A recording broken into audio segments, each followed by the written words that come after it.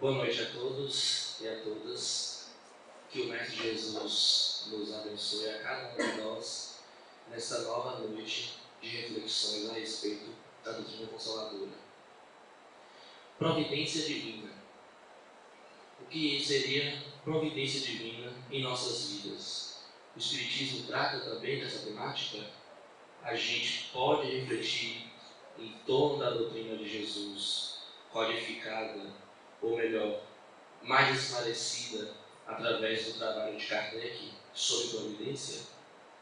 Bom, o termo providência, segundo o dicionário Aurélio, significa tomar medidas visando a realização de algum objetivo útil.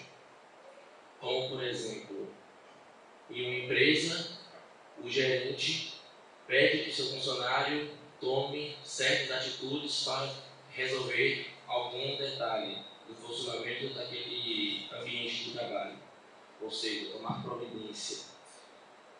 Um professor que precisa organizar seu material de trabalho para dar aula aos seus estudantes, aos alunos. Então ele vai tomar providências para atingir o objetivo, que é o entendimento da disciplina, o ensino para os estudantes.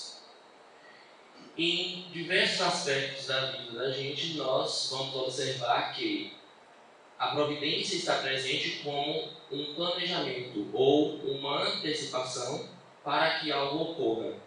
Sempre, no nosso caso, visando a consecução de nossos objetivos, visando o bem. Seja objetivos de trabalho, seja objetivos estudantis, entre outros.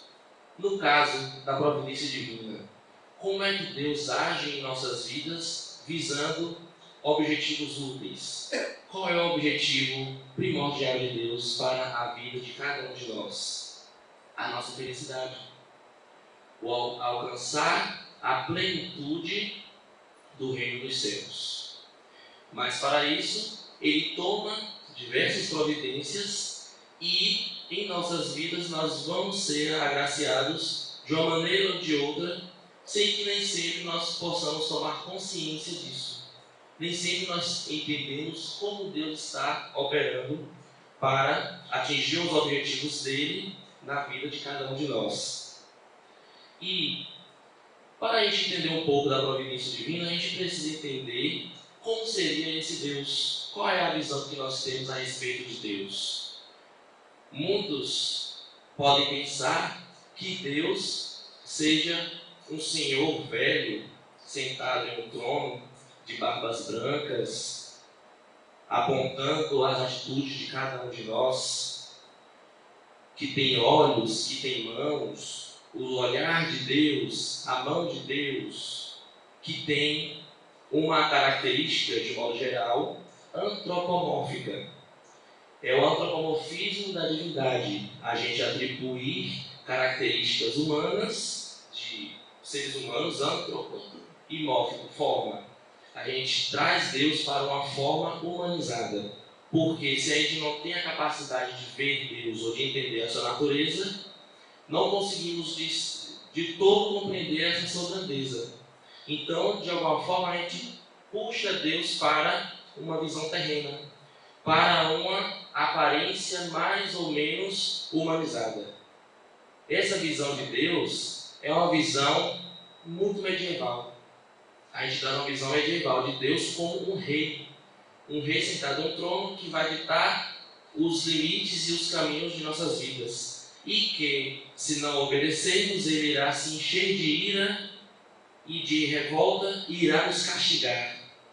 Uma visão medieval, uma visão castradora, uma aparência de que Deus seja assim como qualquer um ser humano, que tem paixões, que tem vícios, que sente ciúmes. Mas Allan Kardec vai discutir especificamente sobre Deus na primeira parte de O Livro dos Espíritos, especificamente na questão 13, quando ele discute com os espíritos superiores sobre os atributos da divindade.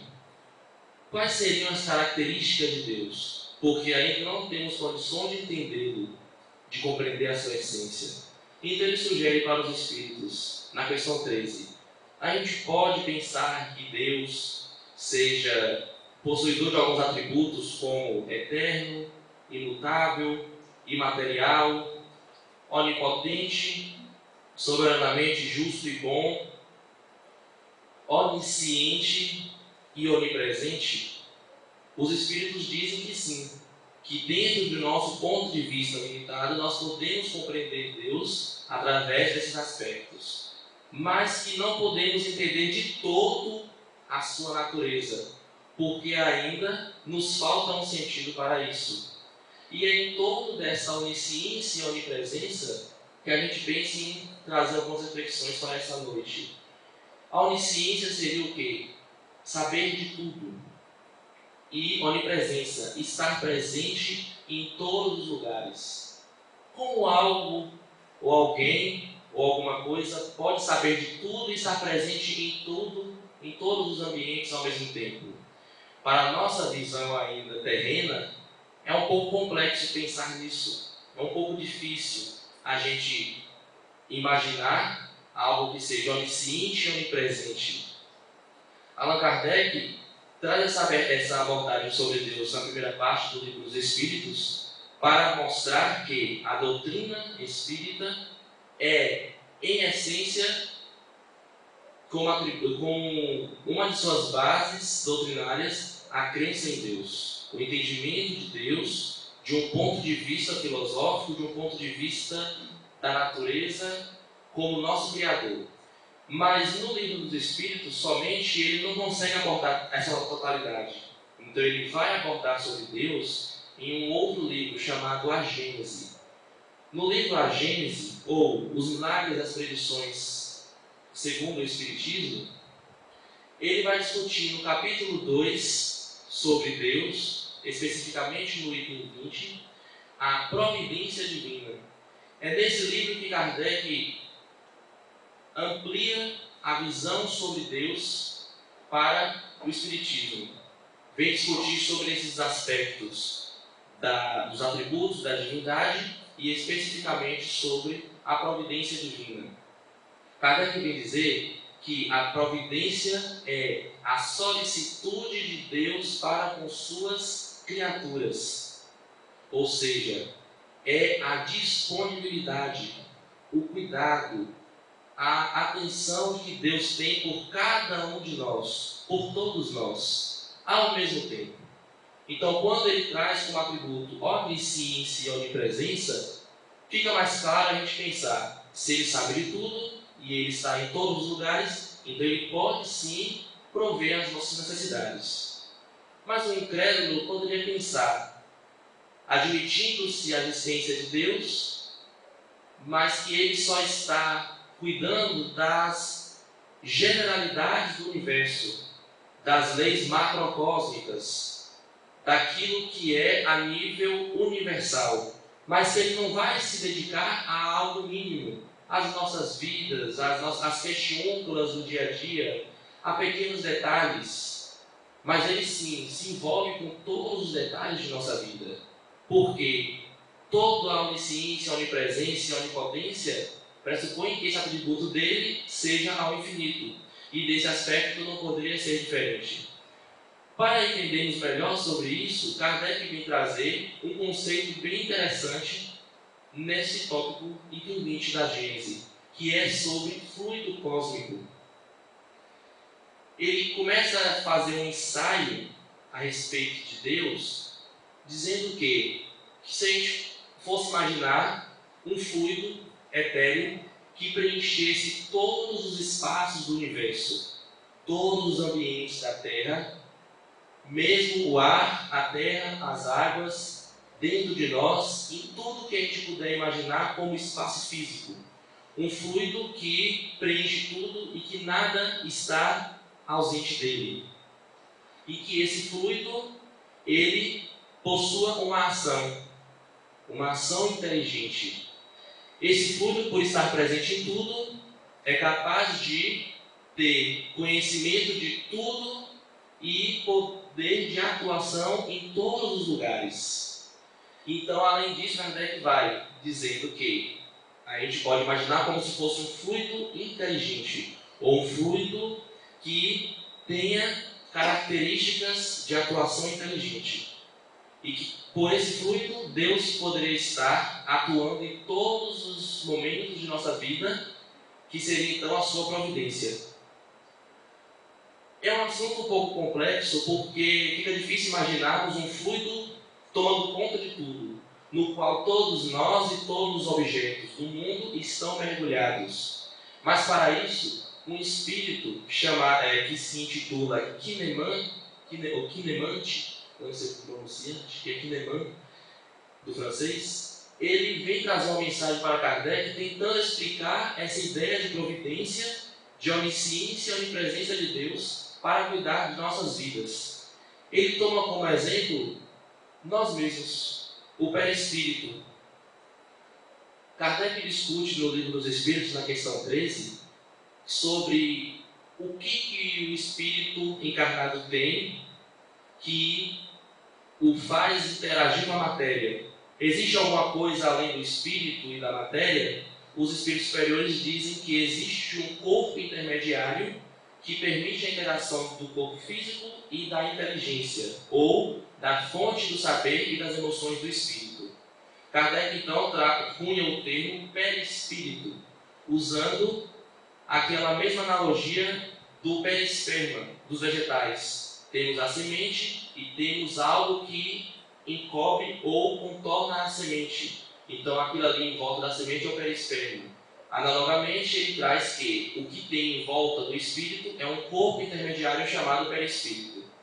E esse espírito Kineman, ele usa desse aspecto do perispírito para ilustrar essa ideia de que situemos o perispírito nosso como um corpo que está de posse de todas as funções do organismo.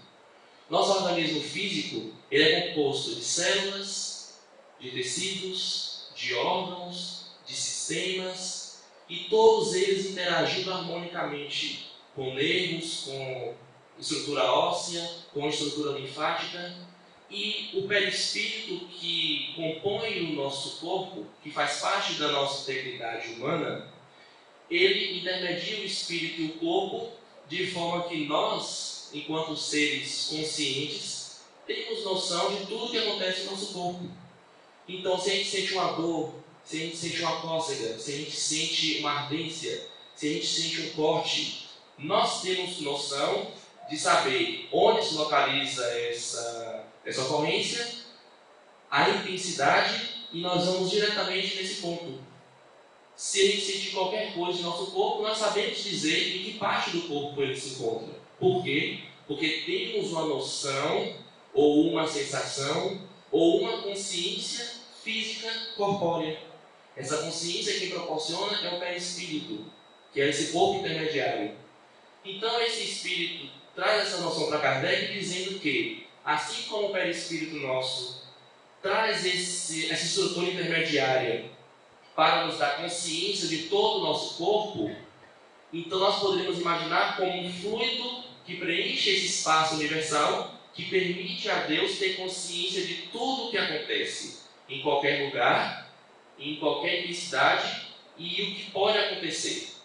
É mais ou menos dessa forma que ocorre a providência divina.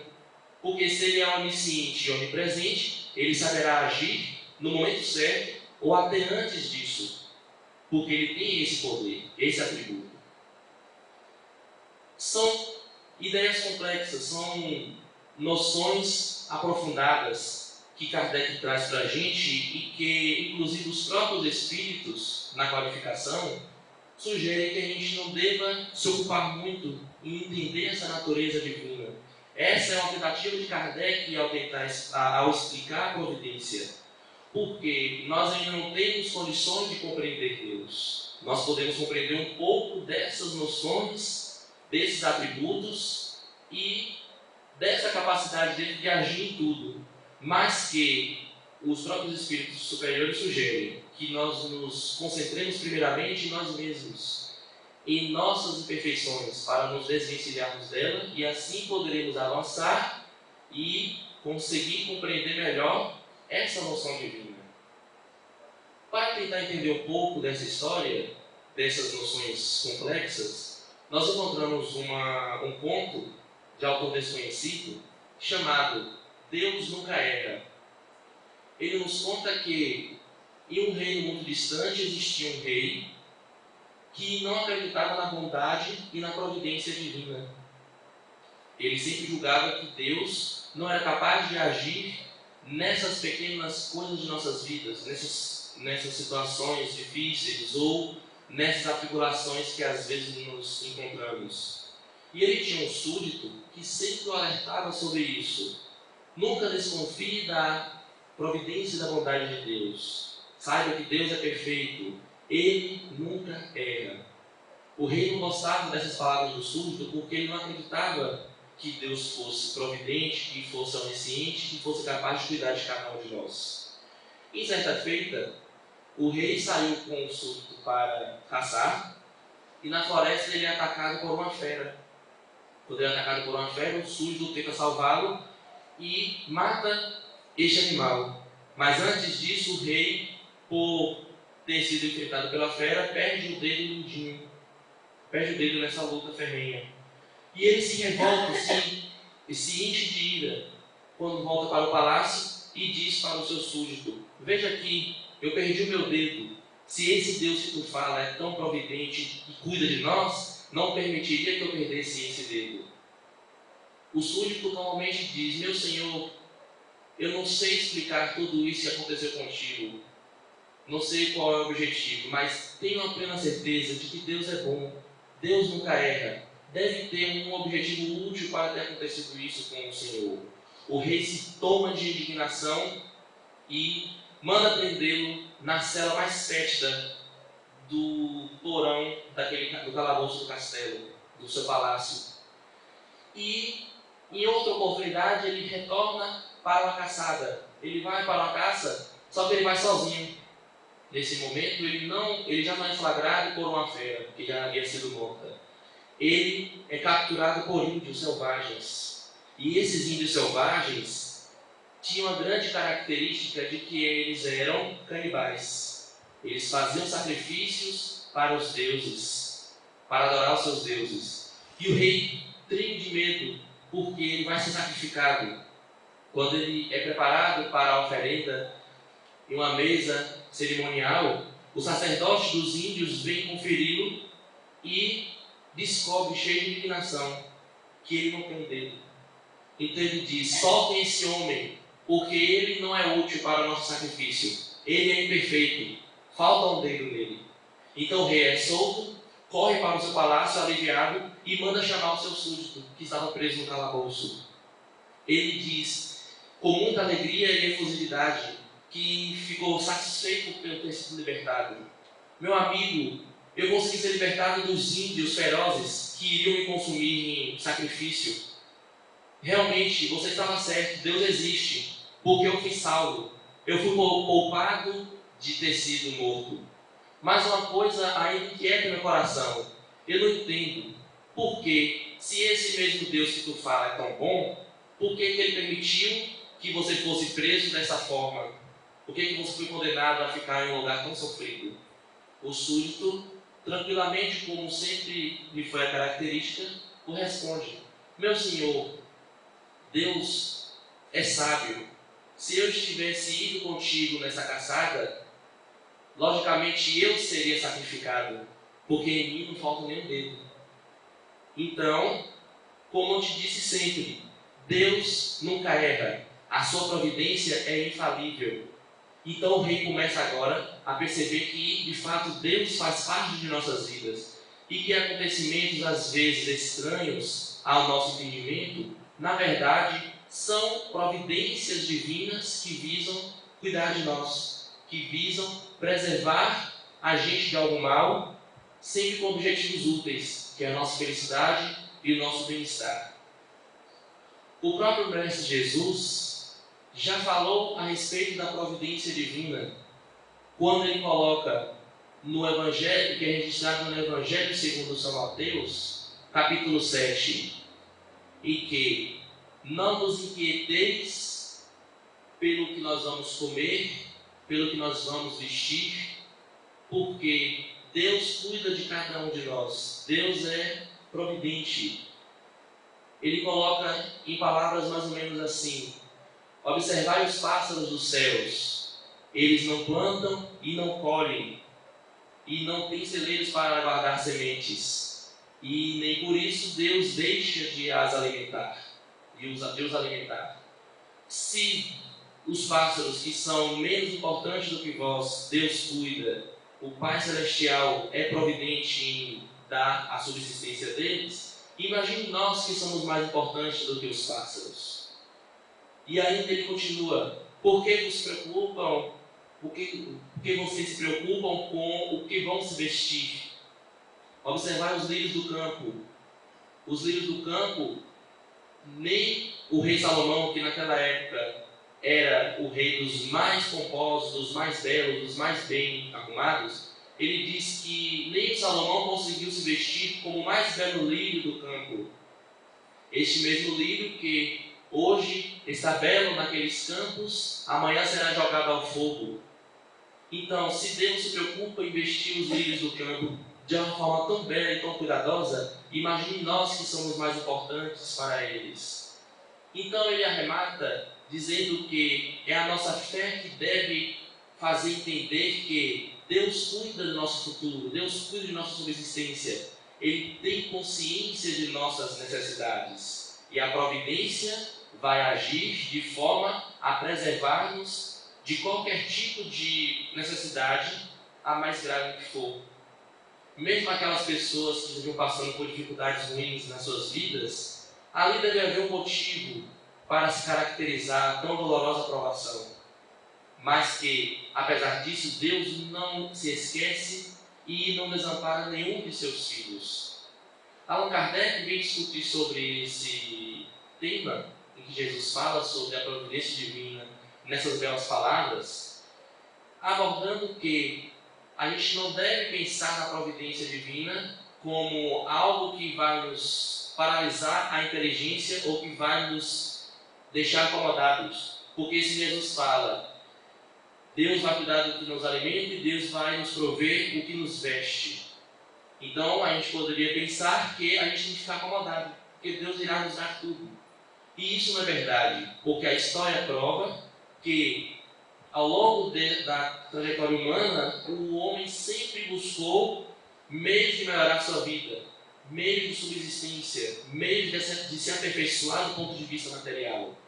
Pensar nas palavras de Jesus de uma forma literal seria negar os avanços da ciência e a luta do homem para superar suas condições de vida em busca de melhores oportunidades. Mas que essas palavras devem ser vistas de uma forma alegórica, de uma forma poética. E que Jesus queria dizer que Deus cuida de todos nós nas mais ínfimas necessidades. Mas que Ele cuida justamente disso, das necessidades. Aquilo que é supérfluo, aquilo que a gente busca por necessidades criadas por nós mesmos, muitas das vezes derivadas pelo egoísmo, são necessidades que mais tarde iremos fazer tombar. Porque quando a providência percebe que nós estamos exagerando pelo excesso e não estamos dando atenção para o necessário, a providência nos deixa, de certa forma, livres para que nós possamos tombar pelos nossos próprios erros de buscar o supérfluo. E assim aprender a lição e se voltar para o Senhor, para perceber que a sua providência e a sua solicitude cuidam daquilo que é importante para nós. E é interessante notar isso quando a gente se recorda de uma poesia de Maria Dolores, em que ela diz que, agradecendo ao Senhor, obrigado, Senhor, por aquilo, por quando me dizes não, as súplicas indébitas que faço através da oração. Ou seja, ela agradece ao Senhor pelos diversos nãos que a gente recebe em nossas vidas, porque se a gente realmente quisesse ser dono de si e controlar tudo à nossa volta, bastava Deus dar tudo para a gente, e que mais tarde nós iríamos comprar, nós iríamos sofrer. Porque a gente não tem conhecimento, não tem a noção que Deus tem sobre tudo. Deus onisciente e onipresente, Ele sabe do que nós precisamos, sabe do que nós desejamos, mas nem sempre nos atende. Assim como um pai que diz não ao filho, ele diz não porque ama. E de fato, o não é um ato de amor. Porque se dizer apenas sim, a criança fica mal acostumada e irá exagerar em diversos excessos, em diversos erros, porque não tem controle. Deus sabe o controle, Deus sabe o limite para cada um de nós. E essa providência, essa solicitude é que vai permitir que o objetivo a ser alcançado vai ser de acordo com o nosso merecimento. A esse respeito da providência divina, desta ação contínua em nossas vidas visando o nosso bem, a gente coletou uma história que é relatada pelo palestrante espírita Haroldo Dutra Dias em uma de suas colocações públicas. Eu não sei se era um seminário ou era palestra. A gente encontrou um vídeo na internet em que ele conta a história de Chico Xavier e Valdo Vieira. Para quem não sabe, Valdo Vieira foi um grande médium do século passado que foi contemporâneo de Chico Xavier, que apresentava as mesmas faculdades, o mesmo nível de faculdade mediúnica de Chico Xavier para a psicografia, para a psicofonia e para outras capacidades. No entanto, no meio da tarefa, ele abriu mão de trabalhar com Chico e Chico continuou sozinho nessa missão de receber diversos livros psicografados. Mas durante um certo tempo, Valdo Vieira trabalhou com Chico Xavier em Uberaba. E neste trabalho conjunto, eles programam de ir para os Estados Unidos da América, e nessa viagem, Chico Xavier não carregava nada de dinheiro nos bolsos. Por quê? Valdo Vieira que ficava à frente de todas as finanças da viagem. Eles visitaram diversos ambientes, diversos agrupamentos de pessoas que buscavam praticar o espiritismo cristão naquele país, já que ali ainda as sementes do espiritismo estão nascendo, estão sendo fecundadas. Isso foi na década de 50. E em um determinado momento da viagem, Valdo Vieira decide ir embora. Decide ir embora e, logicamente, vai embora com todo o dinheiro da viagem. Chico Xavier fica sem nada. Fica absolutamente desprovido de nenhuma finança para garantir a sua manutenção naquele país. A única coisa que havia eram diárias pagas no pequeno hotel em que eles se hospedaram. Ele tinha apenas café da manhã. Mais nada. E ele ficou apreensivo, ele ficou sem saber o que fazer, porque estava a milhares de quilômetros do Brasil. Não tinha como voltar, não tinha passagem, não tinha dinheiro. Então o que ele pensa? Ele vai falar com um atendente do hotel para tentar trocar uma diária, que já estava paga, por um telefonema para o Brasil.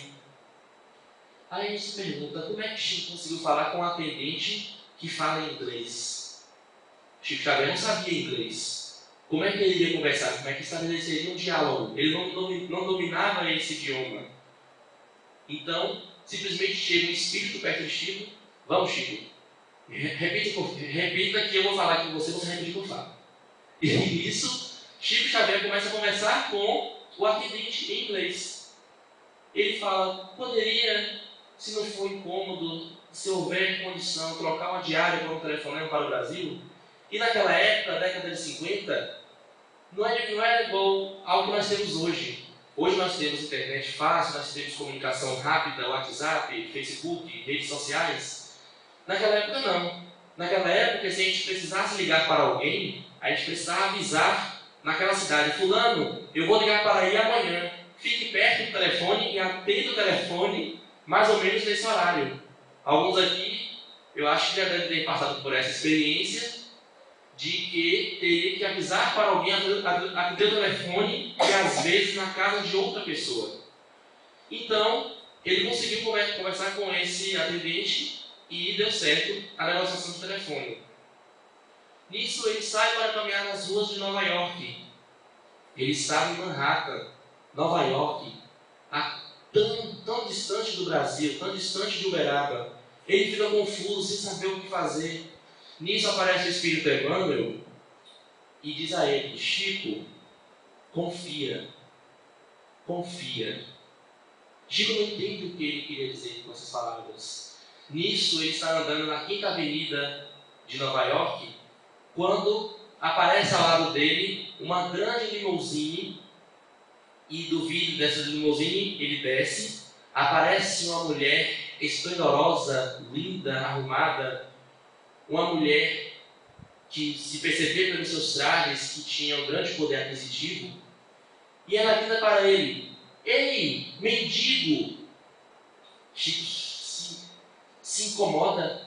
Aí alguém poderia falar: Chico, é com você. Não, não é comigo. Ela não chamou meu nome. Não, ela chamou amigo, amigo. Ei, mendigo!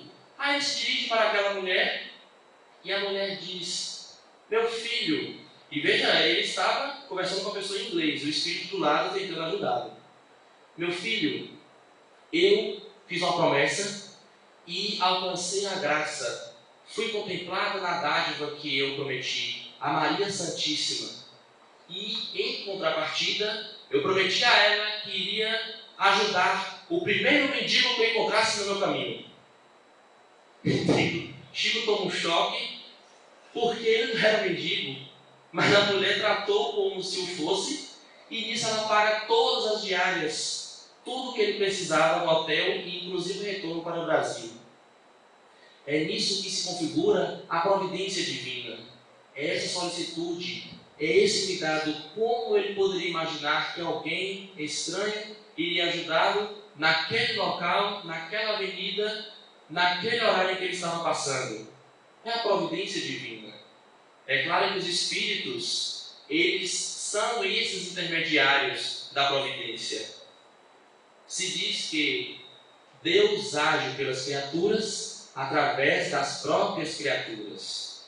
Por exemplo, a doutrina dos anjos guardiões. Os anjos guardiões são espíritos superiores que Deus coloca em nossas vidas desde o nascimento até a hora da morte e ainda continuam com a gente depois da morte. São espíritos que cuidam de nós, que nos atendem, que nos sustentam, que nos fortalecem e que nos acompanham nessa dura caminhada terrena.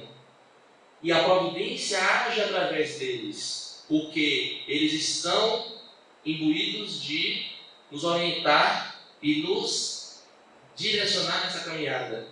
A providência age de várias formas, às vezes de modos que a gente não entende, que a gente não compreende essas ações, mas que de forma alguma nós podemos duvidar de Deus, nem de seu poder, nem de sua bondade, nem de sua solicitude, nem de sua justiça.